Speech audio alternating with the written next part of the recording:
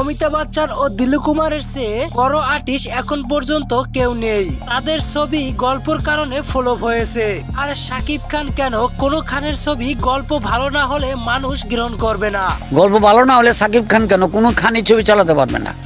সম্প্রতি মেগাস্টার শাকিব খানের বরবাদ সিনেমা নিয়ে এমনই মন্তব্য করলেন পরিচালক দিলওয়ার জাহান ঝন্টু। ঈদের বাকি হাতে গোনা মাত্র 11 দিন, আর ইতিমধ্যে 150টিরও বেশি হল মালিকরা শাকিব খানের বরবাদ সিনেমাটি তাদের হলে অধীর আগ্রহে বসে আছেন। তারা শাকিব খানের উপর নির্ভরশীল।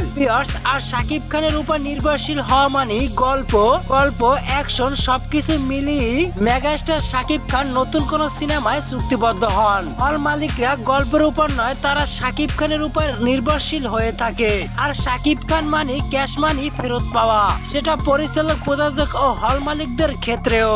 আর বরবাদ সিনেমাটি এমনই একটি সিনেমা হয়েছে যেটা প্রিয়তমা সিনেমার চেয়েও মানুষ বেশি দিন মনে রাখবে।